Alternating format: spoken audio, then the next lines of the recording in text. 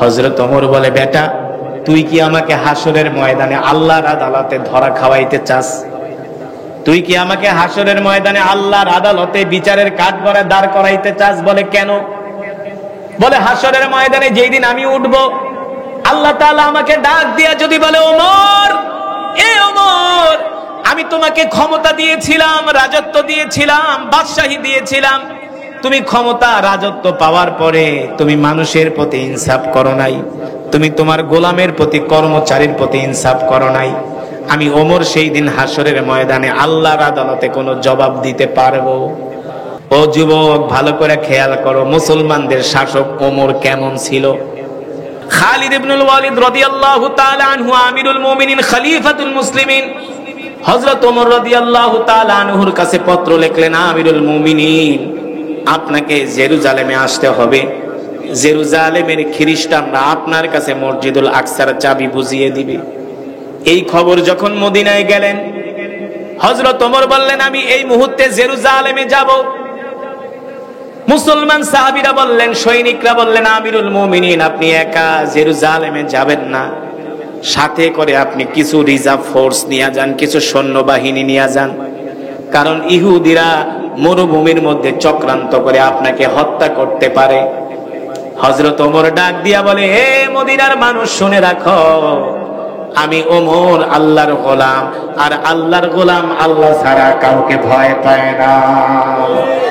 কারণ ওমর তো আর জনগণের তেল চুরি করে নাই, গম চুরি করে নাই, কম্বল চুরি করে নাই। ওমর তো আর জনগণের অর্থ আত্মসাৎ করে নাই। তার মানে ওমরের কোনো শত্রু। হযরত ওমর বলে, আমার কোনো শত্রু নাই, আল্লাহ ছাড়া আমি কাউকে ভয় পাই না, আমি কারো আমানতের খেয়ানত করি নাই, আমি একাই যাব মদিনা থেকে জেরুজালেমে। হযরত ওমর তার গোলামকে বলল, গোলাম, একটা উট রেডি করো, আমরা এখনই জেরুজালেমে রওনা করব। হযরত ওমরের গোলাম আমিরুল মুমিনিনের জন্য একটা উট রেডি করলেন। উট রেডি করে আমিরুল মুমিনিন, খলিফাতুল মুসলিমিন হযরত ওমর সহ দুইজন জেরুজালেমের দিকে রওনা করলেন। ও যুবক, ভালো করে খেয়াল করো, মুসলমানদের শাসক ওমর কেমন ছিল, কেমন চরিত্রের অধিকারী ছিলেন ওমর, কেমন ইনসাফপূর্ণ শাসক ছিলেন ওমর। হযরত ওমর উটের পিঠে বসে আছেন, তার গোলাম উটের লাগাম টানতেছে। উটের লাগাম টানতে টানতে মদিনা থেকে জেরুজালেমের দিকে যাচ্ছে। সকালবেলা যাত্রা শুরু করছে, আস্তে আস্তে করে রোদ্রের তাপ বাড়তেছে। এমনিতেই আরবের গরম, প্রচন্ড গরম, আবার হলো মরুভূমির বালু। যখন রোদ্রের তাপ বেড়ে যায়, মরুভূমির বালুগুলো আরো গরম হয়ে যায়, ঠিক না? ওই গরম বালুর ভিতরে হাঁটলে পা ঠসকা পড়ে যায়, শরীরে গরমে ঠসকা পড়ে যায়, ঘাম ঝরতে থাকে, পানি বের হতে থাকে শরীর থেকে বৃষ্টির মতো। হযরত ওমর তাকায় দেখেন, তার গোলামের শরীর থেকে টপ টপ করে ঘাম ঝরতেছে, তার গোলামের শরীর থেকে টপ টপ করে ঘাম ঝরতেছে। হযরত ওমর রাদিয়াল্লাহু তাআলা আনহু তার গোলামকে ডাক দিয়া বললেন, ইয়া গোলাম কিফ, দাঁড়াও, দাঁড়ায় যাও। হযরত ওমরের গোলাম দাঁড়ায় গেল। হযরত ওমর উটের পিঠ থেকে লাফ দিয়া জমিনে নেমে গেলেন। এবার নিজের হাত দিয়া গোলামের ঘামগুলো কপাল থেকে পরিষ্কার করে দিচ্ছেন। নিজের জামা মোবারক দিয়া হযরত ওমর তার গোলামের ঘামগুলো মুছে দিচ্ছেন। আরে একজন প্রেসিডেন্ট, একজন বাদশা তার সামান্য একজন গোলামের ঘামগুলো মুছে দিচ্ছেন। সুবহানাল্লাহ করেন। বাংলাদেশে তো এমন নজির আপনারা দেখছেন না? সারা পৃথিবীতে দেখছেন, দেখবেন না, দেখবেন না। সারা পৃথিবীর কোন শাসকরা তাদের কর্মচারীর সাথে এমন আচরণ দেখাইতে পারে নাই, একমাত্র মুসলমান। মুসলমানদের খলিফা হযরত ওমর, আল্লাহর রাসূলের সাহাবী ছাড়া, ঠিক কিনা বলেন? এবার গোলামের ঘাম মুছে হযরত ওমর বললেন, যাও তুমি উটের পিঠে বসো, আমি এবার লাগাম টানবো। ও যুবক, একজন সাধারণ গোলামকে উটের পিঠে বসায়া অর্ধ জাহানের বাদশা ওমর এবার নিজে উটের লাগাম টানতেছে, আর গোলাম উটের পিঠে বসে আছে। গোলাম ডাক দেয়া বলে, আমিরুল মুমিনিন, আমি তো আপনার গোলাম, আমি তো আপনার চাকর, আমার কাজ হলো আপনার সেবা করা, আমার কাজ হলো আপনার সেবা করা। আমি না উটের লাগাম টানবো, আপনি কেন উটের লাগাম টানবেন? আপনি বসেন। হযরত ওমর বলেন, না না না, তুমি উটের লাগাম টানতে টানতে ঘামিয়ে গেছো, তোমার কষ্ট হচ্ছে, তুমি উটের পিঠে বসো, তুমি আরাম করো, আমি কিছুক্ষণ লাগাম টানি। এবার অর্ধ জাহানের বাদশাহ তার গোলামকে উটের পিঠে চড়ায়া হযরত ওমর নিজেই উটের লাগাম টানতেছে। হযরত ওমর নিজে উটের লাগাম টানতেছে। উটের লাগাম টানতে টানতে হযরত ওমরের শরীর থেকে ঘাম ঝরতে ঝরতে জামা ভিজে গেছে, গেঞ্জি ভিজে গেছে, হযরত ওমরের ঘাড় দিয়া ঘাম ঝরতেছে। এই দৃশ্য দেখে গোলাম সহ্য করতে পারলেন না, লাফ দিয়া উটের পিঠ থেকে নেমে বললেন, আমিরুল মুমিনিন, এবার আপনি উটের পিঠে বসেন। আবার হযরত ওমরকে উটের পিঠে বসায়া গোলাম লাগাম টানতেছে। এইভাবে লাগাম টানতে টানতে টানতে টানতে আবার যখন হযরত ওমর দেখলেন তার গোলাম ঘামিয়ে যাচ্ছেন, ঘর্মাক্ত হয়ে যাচ্ছেন, কষ্ট হচ্ছে, হযরত ওমর বললেন, গোলাম তুমি দাঁড়াও। এই কথা বলে হযরত ওমর উটের পিঠ থেকে নেমে গেলেন। উটের পিঠ থেকে নেমে হযরত ওমর তার গোলামকে বললেন, এবার তুমি উটের পিঠে বসো, এবার আমি লাগাম টানবো। হযরত ওমরের গোলাম বলে, আমিরুল মুমিনিন, ওই যে জেরুজালেম দেখা যায়, জেরুজালেমের মানুষগুলো আপনার জন্য দাঁড়ায়া আছে, অভ্যর্থনা দেওয়ার জন্য, সংবর্ধনা দেওয়ার জন্য, আপনার জন্য লাল গালিচা বিছায়া দাঁড়ায় আছে। জেরুজালেমের প্রধান ফটক দেখা যায়। আমরা এখনই জেরুজালেমে ঢুকবো। আমি একজন সাধারণ গোলাম, আমি যদি উটের পিঠে বসি আর আপনি যদি উটের লাগাম টানেন, এই জিনিসটা দেখতে এই বিষয়টা দেখতে ভালো দেখা যায় না। কারণ জেরুজালেমের খ্রিস্টান ইহুদিরা বলবে, মুসলমানদের শাসক ওমর তার গোলামকে উটের পিঠে বসায়া নিজে উটে লাগাম টানতেছেন। না না না, আমি এই অসম্মানী হতে দিব না, আপনি উটের পিঠে বসেন। হযরত ওমর বলে, বেটা, এখন হলো আমার উটের লাগাম টানার পালা, তুমি আমাকে আমার দায়িত্ব পালন করতে দাও, তুমি যে উটের পিঠে বসো। গোলাম বলে, না না না, জেরুজালেমের মানুষগুলো কি বলবে, এই লজ্জা আমি সহ্য করতে পারবো না, আপনি উটের পিঠে বসেন, আমি লাগাম টানি। হযরত ওমর বলে, বেটা, তুই কি আমাকে হাসরের ময়দানে আল্লাহর আদালতে ধরা খাওয়াইতে চাস? তুই কি আমাকে হাসরের ময়দানে আল্লাহর আদালতে বিচারের কাঠগড়ায় দাঁড় করাইতে চাস? বলে, কেন? বলে, হাসরের ময়দানে যেই দিন আমি উঠব, আল্লাহ তাআলা আমাকে ডাক দিয়া যদি বলে, ওমর, এ ওমর, আমি তোমাকে ক্ষমতা দিয়েছিলাম, রাজত্ব দিয়েছিলাম, বাদশাহী দিয়েছিলাম, তুমি ক্ষমতা রাজত্ব পাওয়ার পরে তুমি মানুষের প্রতি ইনসাফ করো নাই, তুমি তোমার গোলামের প্রতি, কর্মচারীর প্রতি ইনসাফ করো নাই। আমি ওমর সেই দিন হাসরের ময়দানে আল্লাহর আদালতে কোনো জবাব দিতে পারবো? কোনো জবাব দিতে পারবো না, তুই উটের পিঠে বস। এবার হযরত ওমর তার গোলামকে উটের পিঠে বসায়া নিজেই উটের লাগাম টেনে টেনে এবার জেরুজালেমে প্রবেশ করতেছেন। জেরুজালেমের খ্রিস্টানরা হযরত ওমরকে অভ্যর্থনা দিচ্ছেন, আর জেরুজালেমের খ্রিস্টান জনগণরা ডাক দিয়া বলে মুসলমানদেরকে, কে তোমাদের খলিফা? যিনি কিনা উটের পিঠে বসে আছে তিনি কি তোমাদের খলিফা? মুসলমান সৈন্যরা বলে, না না না, উটের পিঠে যিনি বসে আছেন তিনি আমাদের খলিফা না, তিনি হলেন খলিফার গোলাম, আর যিনি উটের লাগাম টানতেছেন তিনি হলো অর্ধজাহানের খলিফা বাদশাহ হযরত ওমর। আল্লাহু আকবার, জোরে বলেন আল্লাহু আকবার। যিনি উটের পিঠে বসে আছেন তিনি হলো আমাদের খলিফার গোলাম, আর যিনি উটের লাগাম টানতেছেন তিনি হলেন অর্ধজাহানের বাদশাহ হযরত ওমর। আল্লাহু আকবার। এই কথা শোনার পরে জেরুজালেমের মানুষের চোখ দিয়া ঝরঝর করে পানি পড়তেছে। জেরুজালেমের মানুষগুলো কান্না করে দিছে। জেরুজালেমের মানুষগুলো বলে, বলো কি তোমাদের খলিফা এত ইনসাফগার? বলে, হ্যাঁ, তোমাদের খলিফা একজন সাধারণ গোলামকে উটের পিঠে বসায়া নিজে উটের লাগাম টানতেছে। আল্লাহু আকবার। এ মুসলমান সৈন্যরা, আসো আসো, তোমাদের খলিফাকে বলো, তোমাদের খলিফার হাতে আমরা এখন এই মসজিদুল আকসার চাবি বুঝাই দিতেছি। আল্লাহু আকবার। এবার হযরত ওমর রাদিয়াল্লাহু তাআলা আনহুর হাতে মসজিদুল আকসার চাবি বুঝাই দিলেন। আর জেরুজালেমের খ্রিস্টান ইহুদিরা বললেন, ওমর, আপনি একজন গোলামের প্রতি যেই ইনসাফ দেখাইছেন, যেই সুন্দর আচরণ করছেন, এই দৃশ্য দেখে আমরা বুঝতে পারছি আপনার মতো খলিফা শাসক যদি আমরা পাই, আমাদের ভাগ্যের পরিবর্তন হয়ে যাবে, আমাদের জীবন পরিবর্তন হয়ে যাবে। আজ থেকে আমরা আপনাকে শাসক মেনে নিলাম। বিনা যুদ্ধে এবার মসজিদুল আকসার চাবি হযরত ওমরের হাতে উঠায় দিলেন জেরুজালেমের খ্রিস্টানরা, বিনা রক্তপাতে।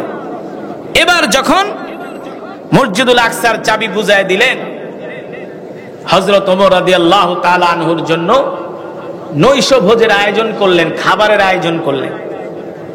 বড় বড় খ্রিস্টান নেতাদের সাথে হযরত ওমর খাবার খাবেন।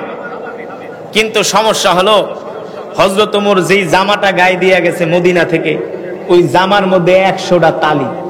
কয়টা তালি? এমন ছিঁড়া ছিঁড়ছে, ওই জামার মধ্যে আর তালি দেওয়া, রিপু করার মতো কোনো জায়গা নেই, এত ছিঁড়া ছিঁড়ছে। একজন মুসলিম সৈন্য এসে বলে, আমিরুল মুমিনিন, আপনি কিছু মনে করবেন না, আমরা আপনার জন্য একটা নতুন জামার ব্যবস্থা করছি। আপনি এখন নৈশভোজে যাবেন, খ্রিস্টানদের বড় বড় নেতারা সেখানে থাকবে। আপনার গায়ে যেই জামা, এটা ছিঁড়া জামা, আপনি একটা নতুন জামা পরে খাবারের অনুষ্ঠানে আপনি অ্যাটেন্ড করেন, উপস্থিত হন। এই কথা বলার পরে হযরত ওমর চোখ গরম কইরা ওই সৈন্যকে একটা ধমক দিলেন, এই, তোমার এত বড় সাহস, তুমি আমাকে আমার পরিধেয় বস্ত্র ছিঁড়া থাকার কারণে, তালি দেওয়ার কারণে তুমি ছিঁড়া জামা আমাকে খুলতে বলছো?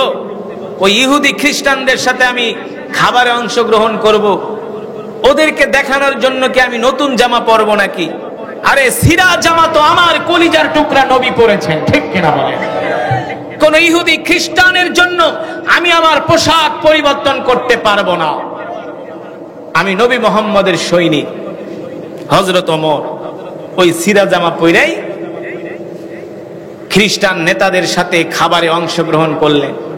শুধু অংশগ্রহণ করেন নাই, হযরত ওমর যখন জেরুজালেমে প্রবেশ করলেন, হযরত ওমর নামাজ আদায় করবে। কি আদায় করবে? নামাজ আদায় করবে। সেখানে অনেকগুলো মূর্তি ছিল। হযরত ওমর চাইলে ওই মূর্তিগুলোর সাথে সাথে ভেঙ্গে ফেলাইতে পারতেন। হযরত ওমর বলে, তো আমি তোমাদেরকে সময় দিচ্ছি, তোমরা নিজের এই মূর্তিগুলো এখান থেকে অপসারণ করবা, আপাতত তোমরা মূর্তিগুলো ঢেকে দাও। কাপড় দিয়ে ঢেকে দেওয়া হলো। হযরত ওমর সালাত আদায় করলেন। হযরত ওমর সালাত আদায় করলেন। ওই সময় যদি হযরত ওমর এই মূর্তিগুলো ভেঙে ফেলতেন, তাদের ধর্মীয় অনুভূতিতে যদি আঘাত করতেন, তাদের কিছুই করার ছিল না। এর নামই হলো মুসলমান, এর নামই হলো ইসলাম। ইন্নাদ-দীনা ইনদাল্লাহিল ইসলাম। এই পৃথিবীর জমিনে একমাত্র শান্তির ধর্ম, মুক্তির ধর্ম, মানবতার ধর্মের নাম হলো ইসলাম। হযরত ওমর কেমন খলিফা ছিলেন, কেমন শাসক ছিলেন? হযরত ওমর যেই দিন খেলাফতের দায়িত্ব নেন, মদিনার মসজিদে দাঁড়ায় বলছিলেন, আমার ওমরের জামানায় আমার খেলাফতের প্রতিষ্ঠা, আমার খেলাফত কালে আমার এই রাজ্যের মধ্যে যদি একটা কুকুরও না খেয়ে মরে, ওমরকে কাল হাসরের ময়দানে আল্লাহর আদালতে জবাব দিতে হবে। কেমন ছিলেন হযরত ওমর? কেমন ছিলেন মুসলমানদের শাসক?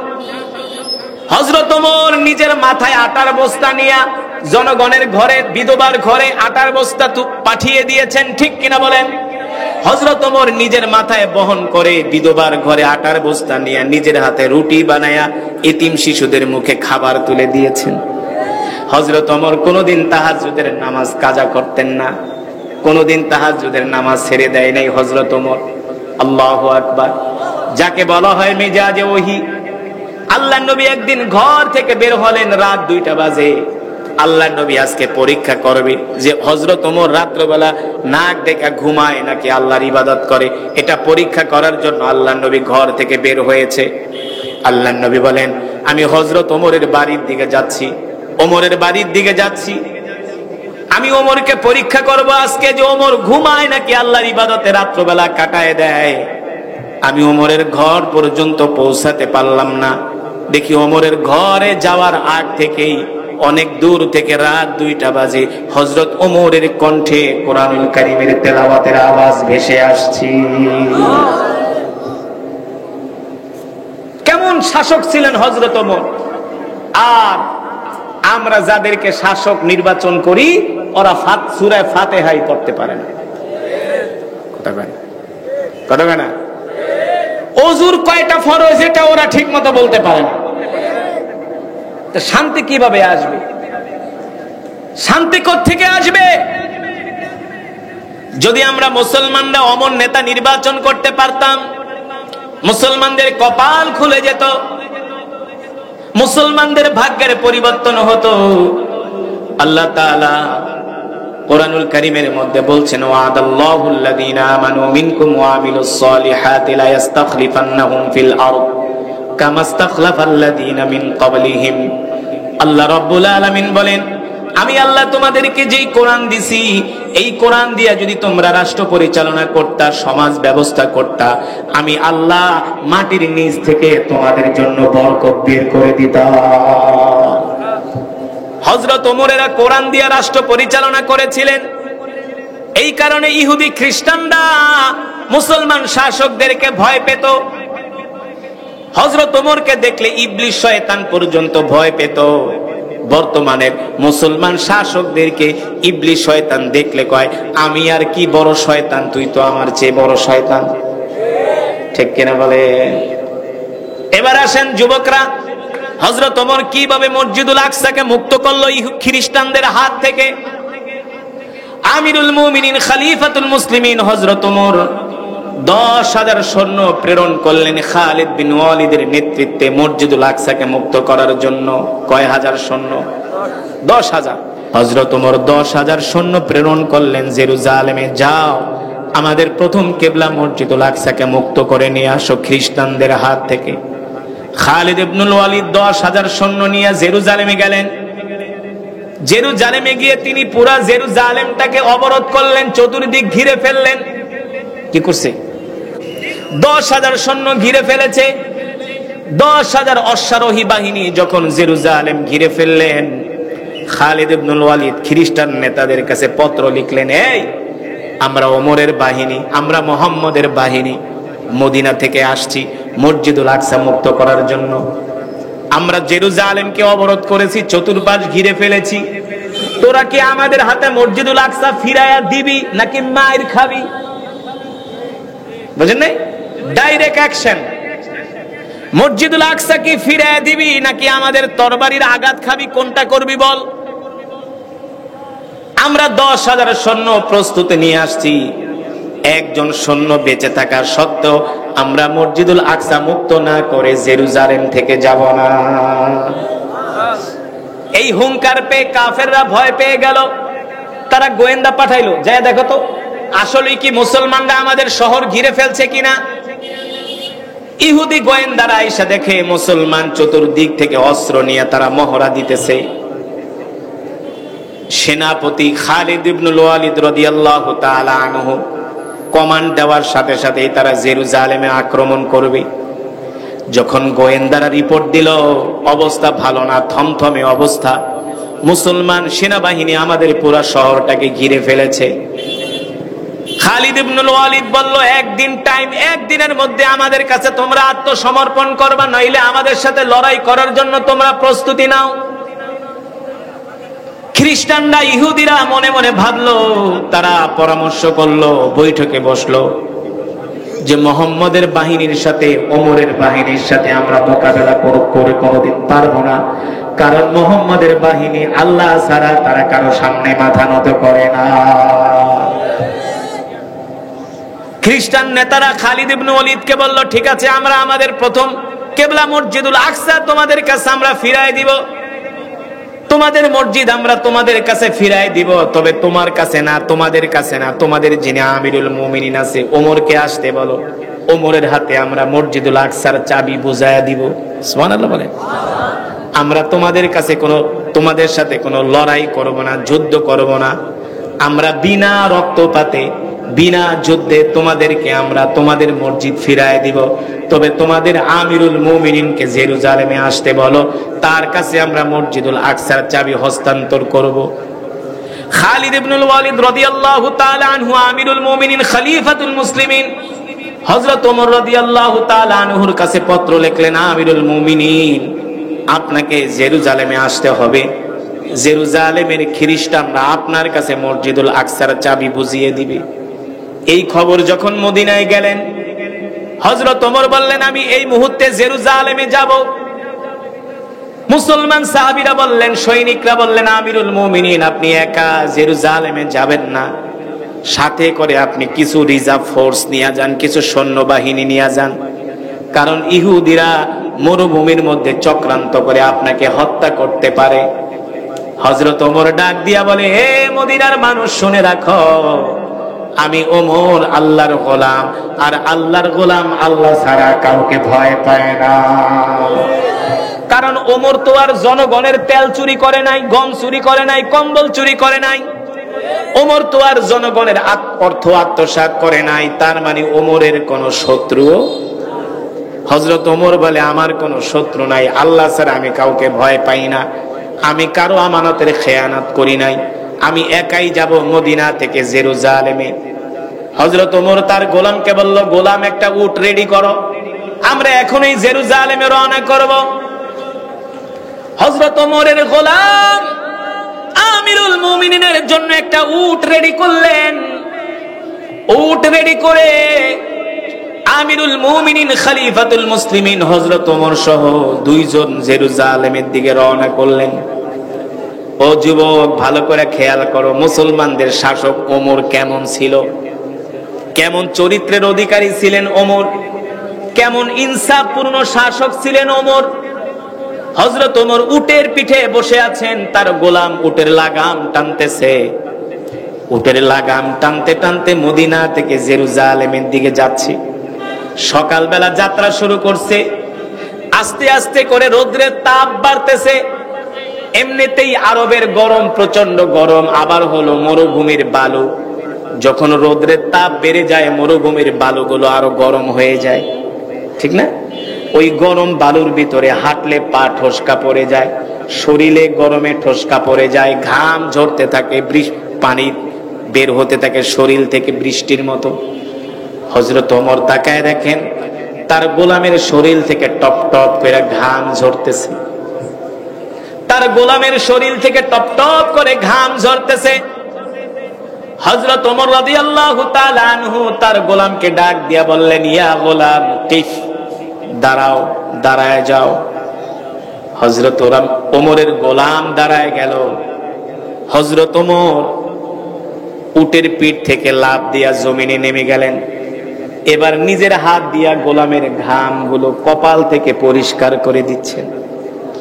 নিজের জামা মোবারক দিয়া হযরত ওমর তার গোলামের ঘামগুলো মুছে দিচ্ছেন। আরে একজন প্রেসিডেন্ট, একজন বাদশাহ তার সামান্য একজন গোলামের ঘামগুলো মুছে দিচ্ছেন। সুবহানাল্লাহ করেন। বাংলাদেশে তো এমন নজির আপনারা দেখছেন না? সারা পৃথিবীতে দেখছেন, দেখবেন না, দেখবেন না। সারা পৃথিবীর কোন শাসকরা তাদের কর্মচারীর সাথে এমন আচরণ দেখাইতে পারে নাই, একমাত্র মুসলমান।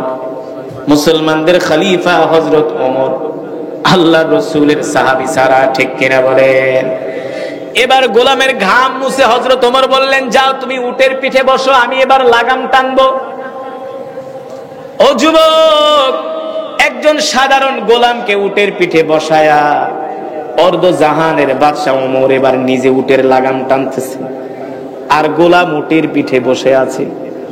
গোলাম ডাক দেয়া বলে, আমিরুল মুমিনিন, আমি তো আপনার গোলাম, আমি তো আপনার চাকর, আমার কাজ হলো আপনার সেবা করা, আমার কাজ হলো আপনার সেবা করা। আমি না উটের লাগাম টানবো, আপনি কেন উটের লাগাম টানবেন? আপনি বসেন। হযরত ওমর বলেন, না না না, তুমি উটের লাগাম টানতে টানতে ঘামিয়ে গেছো, তোমার কষ্ট হচ্ছে, তুমি উটের পিঠে বসো, তুমি আরাম করো, আমি কিছুক্ষণ লাগাম টানি। এবার অর্ধ জাহানের বাদশা তার গোলামকে উটের পিঠে চড়ায়া হযরত ওমর নিজেই উটের লাগাম টানতেছে। হযরত ওমর নিজেই উটের লাগাম টানতেছে।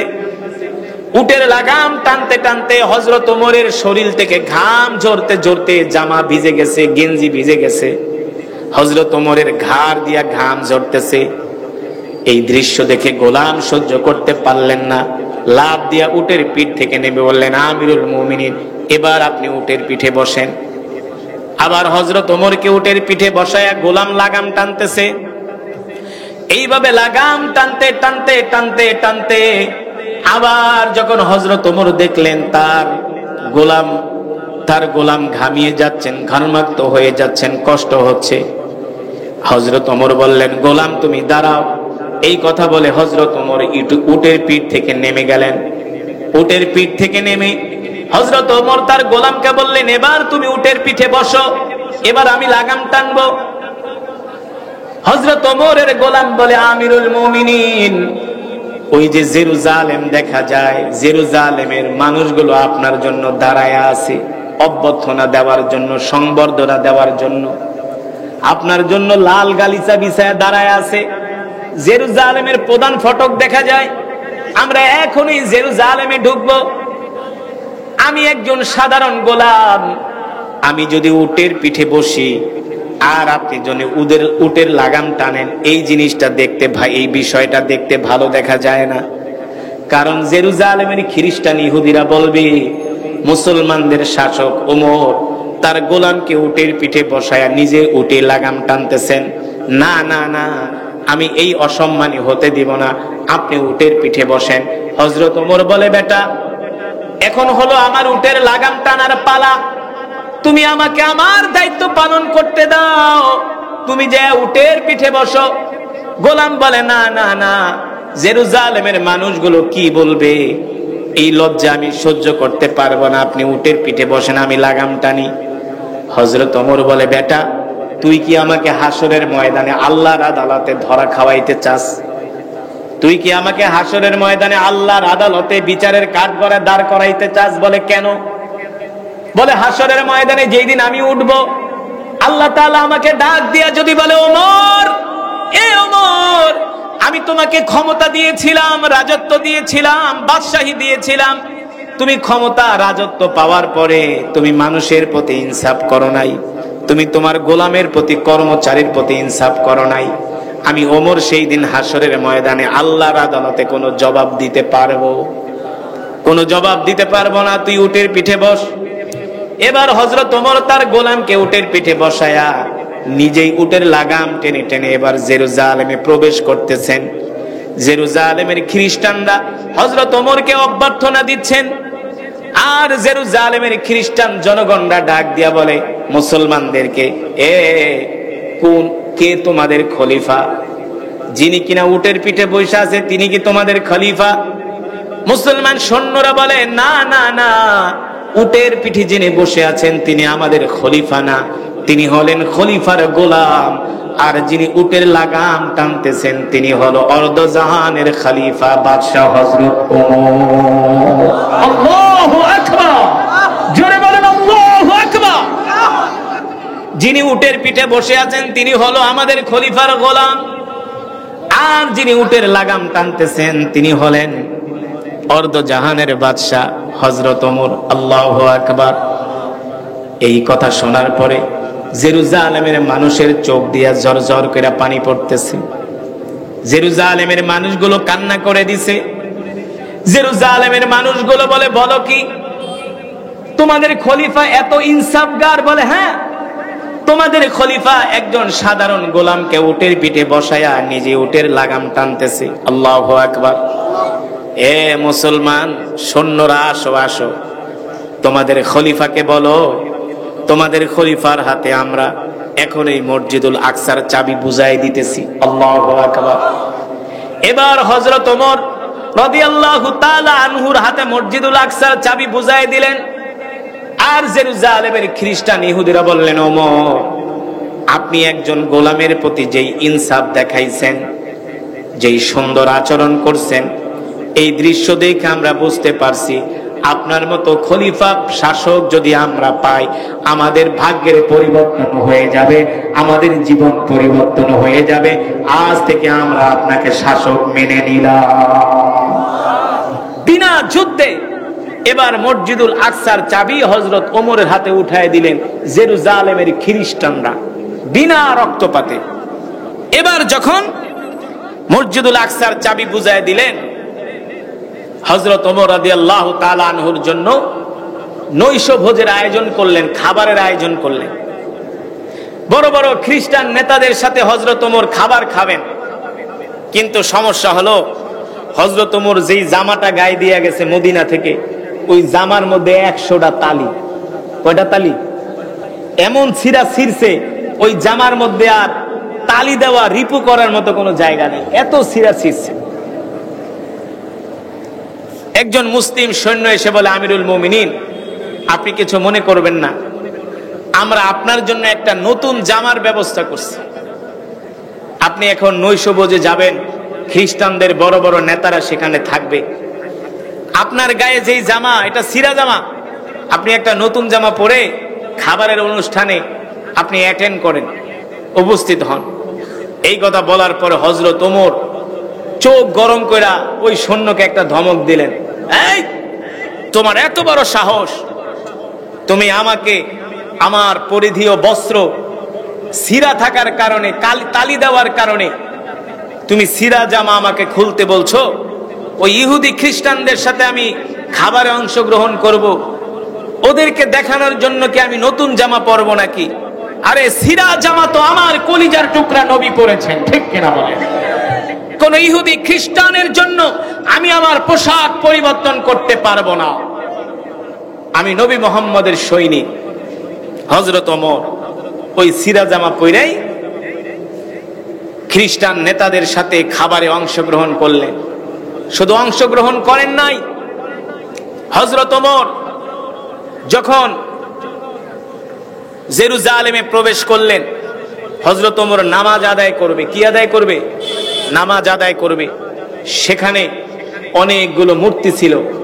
হযরত ওমর চাইলে ওই মূর্তিগুলোর সাথে সাথে ভাঙ্গা ফেলাইতে পারতেন। হযরত ওমর বলে, তো আমি তোমাদেরকে সময় দিচ্ছি, তোমরা নিজেরা এই মূর্তিগুলো এখান থেকে অপসারণ করবা, আপাতত তোমরা মূর্তিগুলো ঢেকে দাও। কাপড় দিয়ে ঢেকে দেওয়া হলো। হযরত ওমর সালাত আদায় করলেন।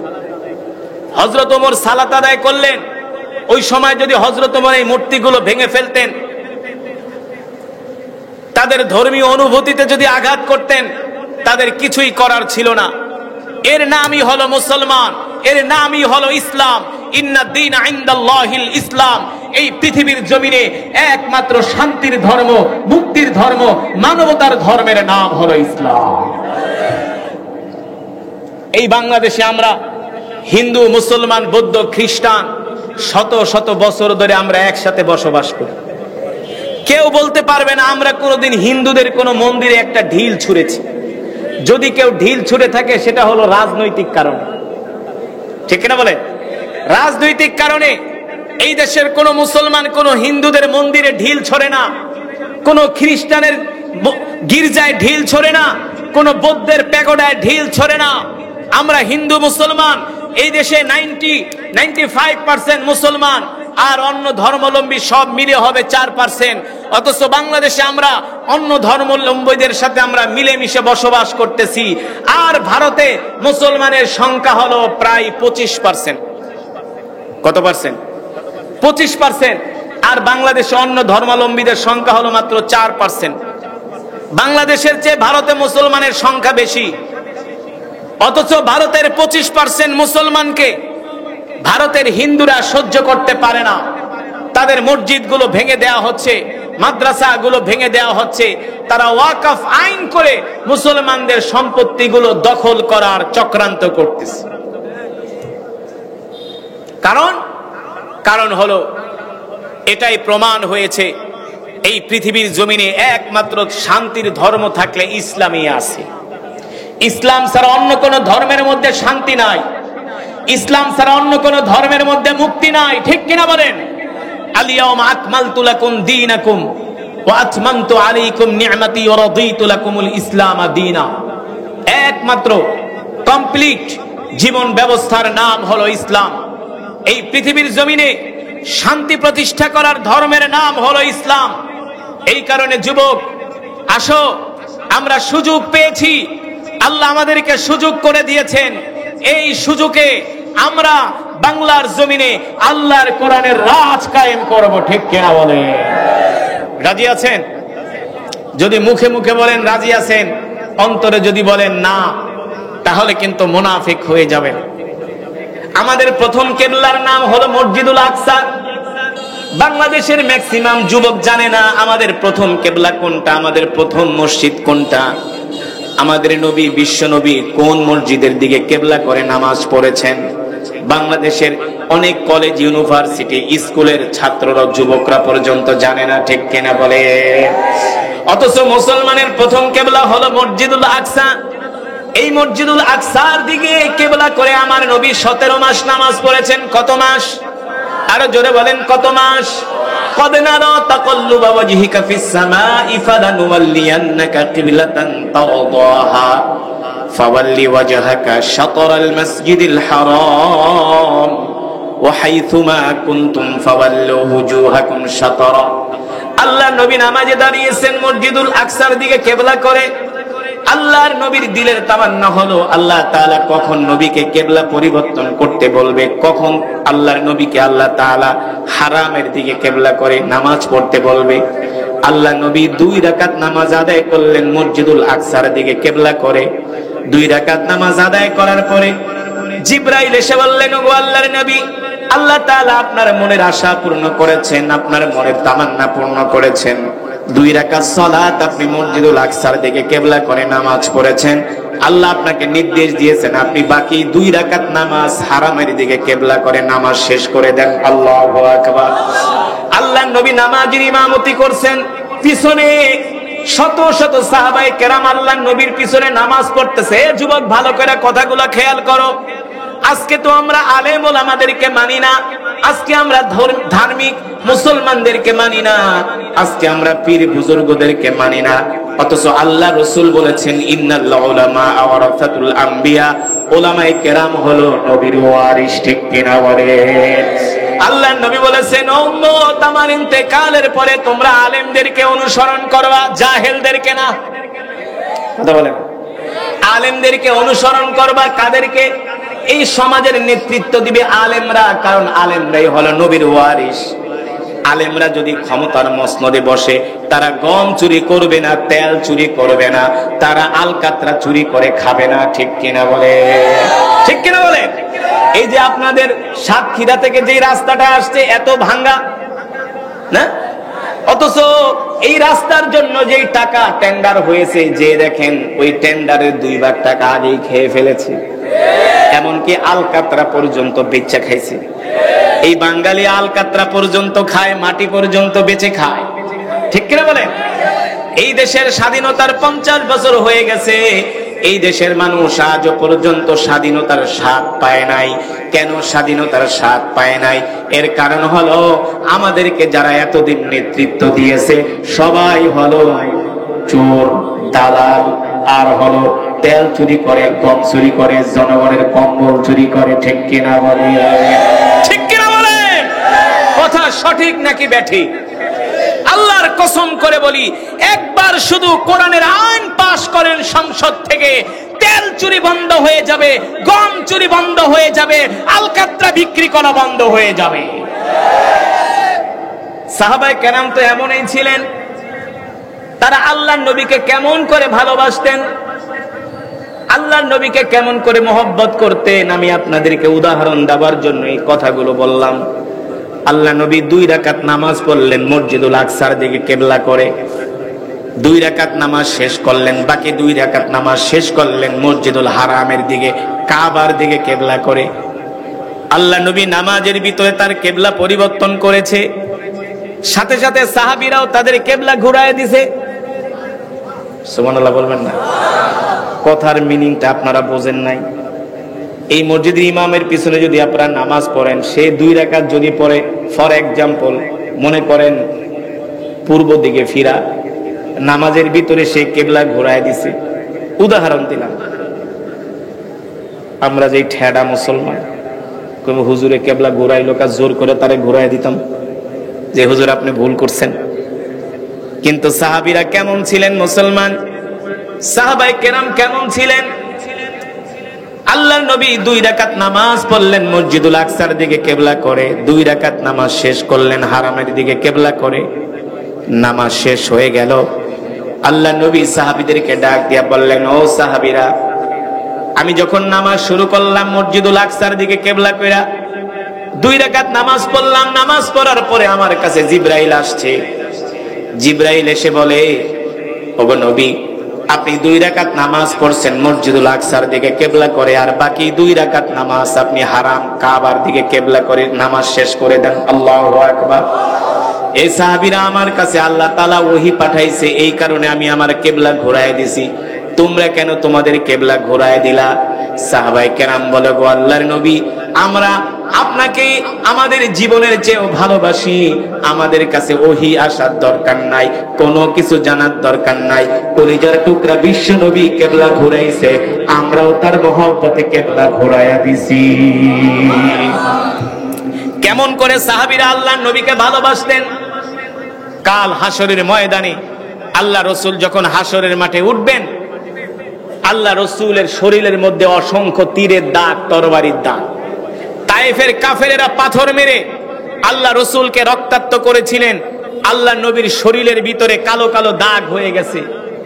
একজন সাহাবী হাসরের ময়দানে উঠবে, কারো হাত নাই, কারো পা নাই, কারো চোখ নাই, কারো নাক নাই, কারো কান নাই, কারো শরীরে অসংখ্য তীরের দাগ, তরবারির দাগ।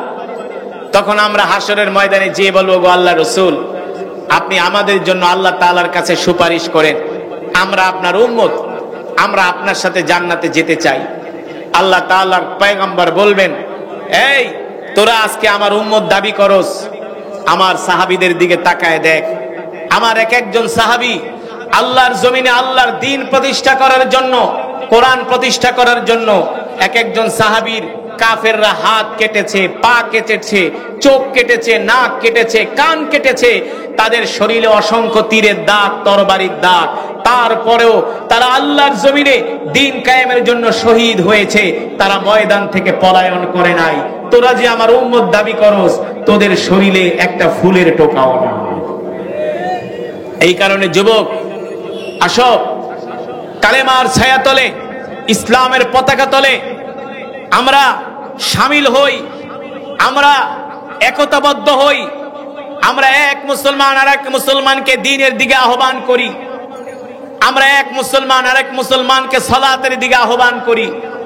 আজকে মুসলমান নামাজ পড়ে না, আজকে মুসলমানদেরকে মসজিদে খুঁজে পাওয়া যায় না। চায়ের দোকানে যে মানুষ বৈশা বৈশা বাংলা সিনেমা দেখে, এই মানুষগুলো যদি আইসা ওক্তিয়া নামাজ পড়ে, তাহলে কোনো মসজিদের কাতার ফাঁকা থাকবে না, ঠিক কিনা বলেন? সব কাতারগুলো ভরে যাবে। কিন্তু চায়ের দোকানে বৈশা বাংলা সিনেমা দেখে আর মসজিদে 2-3 জন মানুষ নামাজ পড়ে, ঠিক কিনা বলেন? আমি চাঁদপুরে এক জায়গায় মাহফিলে গিয়েছি, মাহফিল কমিটি বলে, হুজুর আজকে একটু লম্বা চূড়া তেলাওয়াত করবেন, বয়ান করবেন। আমাদের এলাকার মানুষগুলো খুব বয়ানের পাগল, খুব ওয়াজ শোনার পাগল।